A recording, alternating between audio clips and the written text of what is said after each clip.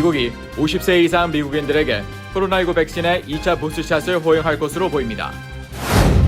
뉴욕시 공립학교 시스템이 해킹 공격을 당해 82만 명 학생의 개인정보가 유출되는 사고가 발생했습니다. 조 바이든 대통령이 지난해 무산됐던 억만장자세를 다시 추진합니다. 부유층을 대상으로 최소 20%의 세율을 적용하는 법안입니다.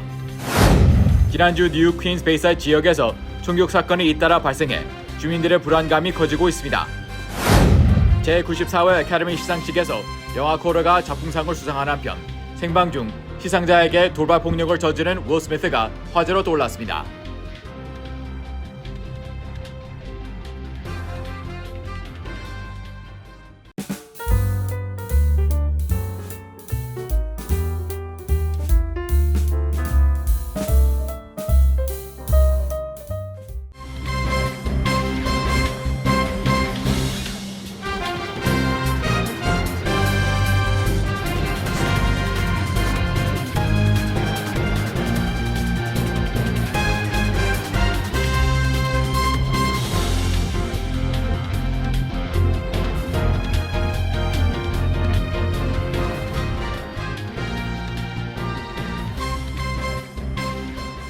여러분 안녕하십니까? KBTV 뉴스9 이창원입니다. 조 바이든 행정부가 50세 이상 미국인들에게 코로나19 백신 2차 부스트샷을 허용할 계획으로 알려졌습니다. 바이든 행정부는 이 연령대의 2차 부스트샷을 맞을 수 있는 선택권을 주되 반드시 맞아야 한다는 식의 명시적인 권고는 하지 않을 방침입니다. 첫 번째 소식 김은지 기자가 전합니다. 연방정부 보건관리들 사이에서는 2차 부스터샷에 대한 찬반론이 엇갈리고 있으나 가을 전에 다시 코로나19 감염이 급증할 경우를 대비해 50세 이상에 대해 두 번째 추가 접종의 선택권을 줘야 한다는 데는 의견이 일치하는 것으로 알려졌습니다. 이에 따라 미 식품의약국 FDA는 이번 주 2차 부스터샷 사용을 승인할 수 있다고 복수의 소식통이 밝혔습니다. 미 질병통제예방센터 CDC도 사용 권고를 내릴 것으로 보입니다. 이러한 계획의 성패는 다음 코로나19 유행이 언제, 얼마나 강하게 미 대륙을 강타할지에 달려있다고 신문은 평가했습니다. 만약 몇 달 안에 미국에서 코로나19가 급속 재확산한다면 2차 부스터샷이 수천 명의 목숨을 살리고 수만 명의 입원을 막을 수 있을 것으로 예상되지만 가을 전까지 대규모 유행이 없을 경우 재추가 접종이 백신 재고를 낭비하고 대중 사이에 백신 피로감만 키울 수 있기 때문입니다. 다수의 연구 결과는 1차 부스터샷의 효과가 시간이 갈수록 감소한다는 점을 시사합니다. CDC 데이터에 따르면 화이자 바이오엔테크 또는 모더나 백신 1차 부스터샷을 접종한 지 4개월에서 5개월 뒤 입원 예방 효과는 78%로 집계됐습니다. 이는 1차 부스터샷 접종 2달 뒤 91%에서 10%포인트 이상 감소한 것입니다. 화이자와 바이오엔테크는 부스터샷의 중증 예방 효과가 3에서 6개월 사이 감소한다는 연구 결과가 있다고 밝혔습니다. 영국 보건당국의 연구에서도 화이자 또는 모더나 백신 부스터샷을 맞은 지 15주가 지나면 유증상 감염을 막는 예방 효과가 25에서 40%로 떨어지는 것으로 나타났습니다. 이스라엘의 한 연구 결과는 2차 부스터샷이 입원 예방 효과를 4배, 감염 예방 효과를 2배 강화해준다는 점을 시사했습니다. 그러나 미 연방정부의 이번 2차 부스터샷 허용 계획은 임시 조치가 될 것으로 보인다고 신문은 내다봤습니다. 여러 전문가가 코로나19 변이 바이러스의 힘이 약화하고 있다는 점에서 현존 백신을 수정할 필요가 있다고 주장하기 때문입니다. 이에 따라 차세대 백신 개발을 위한 연구가 10건 이상 진행 중이며 그중 첫 연구 결과가 5월이나 6월쯤 공개될 전망입니다. KBTV 뉴스 김은지입니다. 뉴욕시 공립학교 재학생 및 졸업생 82만 명의 개인정보가 유출된 것으로 알려졌습니다. 자세한 소식 김은지 기자가 전합니다. 뉴욕시 교육국에 따르면 지난 1월 공립학교 시스템이 사용하고 있는 일루미네이트 에듀케이션사의 아이오 클래스룸, 스케줄라, 퓨필패스 등의 프로그램이 온라인 해킹을 당해 학생 이름, 생년월일, 인종, 영어 구사력, 무료 점심 식사 제공 여부 등에 대한 82만 명의 정보가 유출됐습니다. 이번 정보 유출 대상에 학생의 사회보장번호와 학부모 재정 관련 정보는 포함되지 않았습니다. 시 교육국은 이번 유출 대상에 포함된 학생 가정에 해당 사실을 알리는 서한을 발송한 한편 일루미네이트 측에서 주장한 보안 강화 조치 여부에 대해 별도로 수사를 진행할 계획입니다. 현재 시 교육국과 일루미네이트가 제공하는 프로그램 계약은 올해 말까지입니다. 에릭 아담스 뉴욕시장은 학생 개인정보 유출과 관련해 일루미네이트 측에 반드시 책임을 물을 것이라며 단호한 입장을 내비쳤습니다. 한편 이에 앞서 롱아일랜드에서도 지난 3년간 이 일대 학군을 대상으로 한 랜섬웨어 공격이 30여 차례 발생해 교직원 및 학생 개인정보가 유출된 바 있습니다.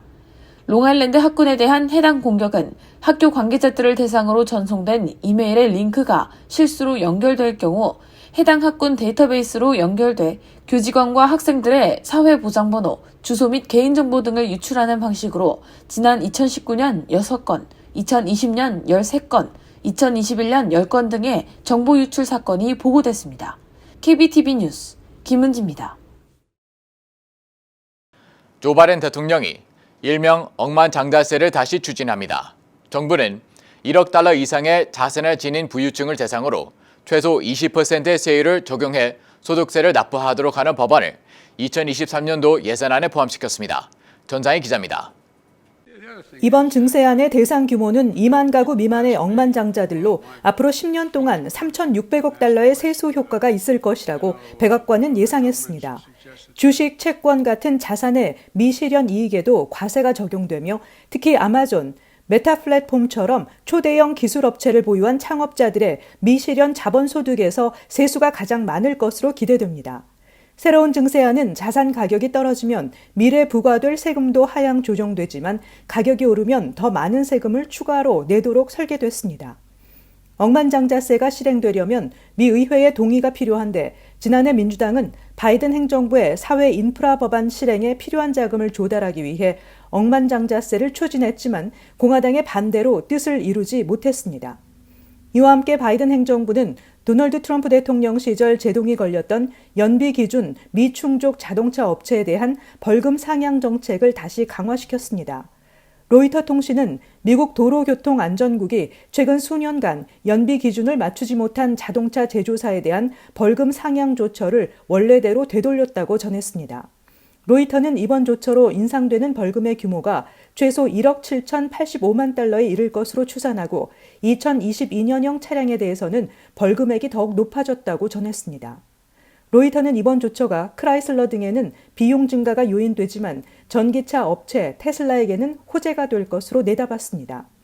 바이든 대통령은 후보 시절부터 자동차와 트럭의 배기가스 배출 기준을 강화하겠다는 입장을 밝혀왔습니다. KBTV 뉴스 전상입니다. 뉴욕시에서 가장 안전한 주거 환경으로 손꼽히는 한인 밀접 지역 퀸스 베이사이드에서 잇따른 총격이 발생해 주민들의 불안감이 커지고 있습니다. 김은지 기자가 보도합니다. 지난 25일 뉴욕시경에 따르면 이날 오후 3시 벤자민 카도조 고교 인근 스프링필드 블러버드와 호리스 하딩 고속도로 교차로에서 16세 고교생이 총격을 당해 부상을 입은 것으로 전해졌습니다. 신원이 공개되지 않은 이 학생은 인근 노스웰 병원에 입원해 치료를 받고 있으며 생명에는 지장이 없는 것으로 알려졌습니다. 사건 당일 신고를 받고 출동한 경찰은 현장에서 학생 2명을 체포하고 총기 한정을 압수했으며 현재 이번 사건에 연관된 것으로 보이는 2명을 추적하고 있다고 밝혔습니다. 경찰은 벤자민 카도조 고교 소속인 이 학생들이 사건 발생 당시 현장에서 서로 총격을 가했다고 설명했습니다. 벤자민 카도조 고교는 안전을 위해 학생들을 일시적으로 대피시키는 소동을 겪었습니다. 베이사이드 208-16 38 에비뉴 소재 주택 앞에서 총격 사건으로 한 명이 부상을 당하고 인근에 주차됐던 차량의 어린이용 카시트에 총알이 관통되는 사건도 벌어졌습니다. 경찰에 따르면 총격 사건은 당일 오전 3시 해당 주택에서 파티를 하러 가는 길에 주차할 장소를 찾고 있던 10대 4명에게 약 20발의 총격이 가해지면서 발생했습니다. 이들 중 19세인 한 명이 상반신에 총을 맞아 부상을 입었고 피해자는 인근 뉴욕 프레스비테리언 병원으로 후송돼 치료를 받고 있는 것으로 알려졌습니다. 한편 이웃 주민들은 총격 사건이 벌어진 해당 주택이 잦은 소음과 쓰레기 무단 투기 등으로 불편을 주고 있다고 전했습니다. 특히 2년 전부터 해당 주택에서 불법으로 거주하고 있는 세입자들이 숙박 공유 서비스 에어비앤비를 통해 들인 투숙객들과 늦은 시간까지 음악 소리를 크게 틀어놓고 고성방가하는 피해를 주고 있다며 평화롭던 동네에서 문제를 지속적으로 일으키고 있다고 주장했습니다. 주민들과 존 리우 뉴욕주 상원의원, 에드워드 브라운스타인 주 하원의원, 그레이스 맥 연방하원의원 등 지역 정치인들은 25일 뉴욕시 빌딩국에 해당 주택을 불법 점거하고 있는 세입자의 퇴거를 촉구했고 에어비앤비에 이 주택에 대한 리스팅을 영구 삭제할 것을 요구했습니다. KBTV 뉴스 김은지입니다. 미국 최대 영화상이며 오스카상으로 불리는 제94회 애카데미 시상식에서 애플 TV 플러스의 영화 코다가 OTT로는 처음으로 작품상을 수상하는 영광을 안았습니다. 전상희 기자의 보도입니다. Oscar goes to. Okay, Coda. 코다는 소리를 들을 수 없는 가족을 세상과 연결하는 코다 루비가 어느 여름날 우연히 노래와 사랑에 빠지면서 꿈을 향해 달리는 과정을 담은 뮤직 드라마입니다. 나무조연상은 킹 리차드의 윌 스미스가 차지했습니다. 킹 리처드는 비너스, 세레나 윌리엄스 자매와 딸들을 키워낸 아버지 리처드 윌리엄스, 그리고 기꺼이 한 팀이 돼준 가족들의 놀라운 실화를 감동적으로 그린 휴먼 가족 드라마입니다. 앞서 장편 다큐멘터리 시상자로 나선 크리스 록은 탈모증을 겪는 윌 스미스의 아내를 언급했고, 이에 윌 스미스는 화를 참지 못하고 무대에 난입해 크리스 록의 뺨을 치는 소동을 벌이기도 했습니다. 윌 스미스는 수상 소감을 전하면서 폭행 소동에 대해 간접적으로 언급하며 사과했습니다. 여우주연상은 타미 페이의 눈, 제시카 차스테인이 받았습니다. 타미 페이의 눈은 남편 짐 베이커와 세계적인 종교 방송망과 테마파크를 세운 TV 전도사 타미 페이 베이커의 흥망성쇠와 구원을 다뤘습니다. 이날 시상식에는 지난해 영화 미나리로 한국 배우 최초로 연기상을 수상한 윤여정이 나무조연상 시상자로 참석해 2년 연속으로 아카데미 시상식을 빛냈습니다. 나무조연상 수상의 영광은 영화 코다의 청각장애인 연기자 트로이 코처에게 돌아갔습니다. 윤여정은 수아로 트로이 코처를 수상자로 호명했고, 그가 수아로 수상 소감을 전할 수 있도록 트로피를 들어주는 등 배려도 하며 진심으로 축하하는 모습을 보였습니다. 여우조연상은 웨스트사이드 스토리의 아리아나 데보스에게 돌아갔습니다. 일본 영화 최초로 작품상 후보에 오르기도 한 드라이브 마이 카는 국제 장편 영화상을 수상했습니다. 하마구치 류스케 감독은 국제 장편 영화상을 수상한 뒤 이번 영화에 출연한 박유림, 진대연, 안휘태 등 한국 배우의 이름도 호명하며 모두 감사하다고 수상 소감을 전했습니다. 이날 아카데미 시상식에는 글로벌 그룹 방탄소년단이 VCR을 통해 깜짝 등장하기도 했습니다. 방탄소년단은 Favorite Film Musical with BTS라는 문구와 함께 영상으로 등장했습니다. KBTV 뉴스 전상입니다. 뉴저지주 상하원은 유틸리티 요금 체납자들에게 서비스 중단을 유예시켜주고 분할 납부 기회를 제공해주기 위한 법안을 각각 통과시켰습니다. 법안은 필 머피 주지사의 최종 서명 절차만 남겨두게 됐습니다. 법안에 따르면 유틸리티 요금 연체자들 가운데 6월 15일 이전까지 주정부가 운영하는 유틸리티 비용 보조 프로그램에 지원서를 제출하는 사람들은 승인 여부가 결정될 때까지 60일간 서비스 중단 유예 기간이 제공됩니다. 민간 유틸리티 회사는 물론 지방정부가 운영하는 유틸리티 회사 모두 수혜 대상자에게 60일간 서비스 중단 유예 기간을 제공해야 합니다. 또 유틸리티 회사들은 60일 서비스 중단 유예 대상자에게 체납 요금을 12개월까지 분할 상환할 수 있는 납부 계획을 제시해야 합니다. 주정부는 4인 가구 기준 연소득 10만 5천 달러 미만 주민 대상으로 전기 가스비 지원 프로그램인 유니버설 서비스 펀드를 운영하고 있습니다. 연방상원이 한인 2세의 워싱턴주 서부 연방지법 판사 지명을 인준했습니다. 조 바이든 대통령은 지난해 9월 한인 2세인 존 H. 전 형승 워싱턴주 항소법원 판사를 서부 연방지법 판사로 지명했고 상원은 6개월여 만에 이를 인준했습니다. 전 판사는 컬럼비아대 영문학과를 졸업한 후 커넬대 로스쿨에서 법학 박사 학위를 받은 뒤 로폼에서 변호사로 활동했습니다. 변호사 시절 한인으로는 드물게 2004년, 2007년, 2011년, 2013년에 전체 변호사 가운데 5%만 선발하는 워싱턴주 우수 변호사에 선정된 바 있습니다. 워싱턴주 한인변호사협회 회장과 법원연구자문위원회 의장, 아시안변호사협회 이사 등으로 활동한 그는 2014년 워싱턴주 킹카운티 법원의 판사로 임명됐고 4년간 근무하다 2018년 주 항소법원으로 자리를 옮겼습니다. 여론조사 전문기관 모닝 컨설트가 뉴욕시 근로자 9,386명을 대상으로 실시한 여론조사 결과 공공안전이 직원들의 사무실 복귀를 막는 주요 요인으로 밝혀졌습니다. 이 같은 뉴욕시의 문제는 탈뉴욕을 고려할 정도로 심각한 수준이었습니다. 현재 뉴욕시 직장의 풀타임 복귀율은 40% 정도입니다. 현재 원격 근무 또는 하이브리드 근무를 하고 있는 응답자의 43%는 원격 근무의 이유로 공공안전과 치안 불안을 꼽았습니다. 그 다음 순위가 27%를 차지한 바이러스 감염이었습니다. 응답자의 74%는 팬데믹 이후 전철 등 대중교통 안전이 악화됐다고 답했고 94%는 노숙자, 정신질환자 문제를 해결하는 데 시정부의 조치가 불충분하다고 답했습니다. 77%는 빈발하는 총격 사건 대응 조치가 불충분하다고 응답했습니다. 종합적으로 뉴욕시의 미래에 대해서 낙관적이라고 생각한 사람은 38%인 반면 62%는 비관적이거나 불확실하다고 평가했습니다.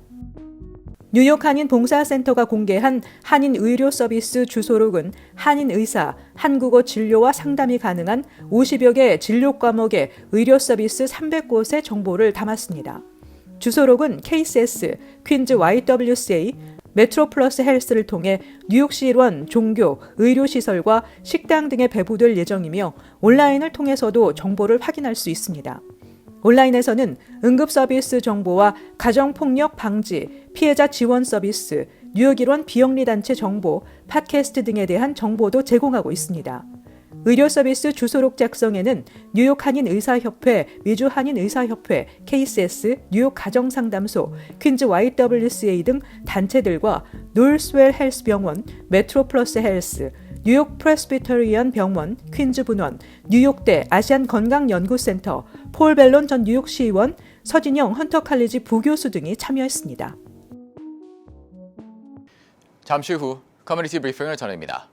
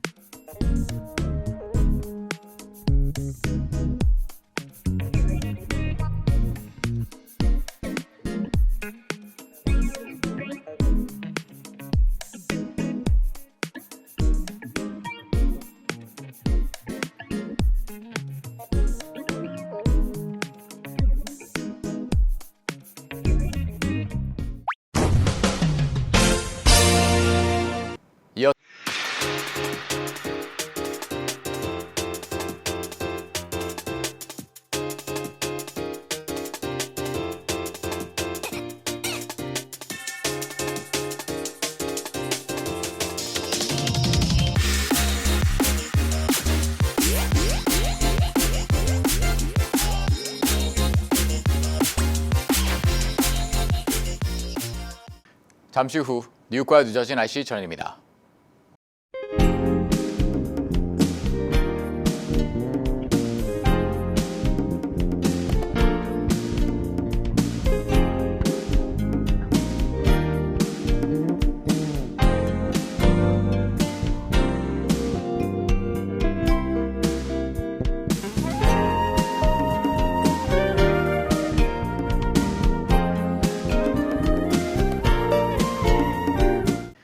KBTV 뉴스9 마칩니다. 오늘도 시청해주셔서 감사합니다. 편안한 밤 보내시 바랍니다.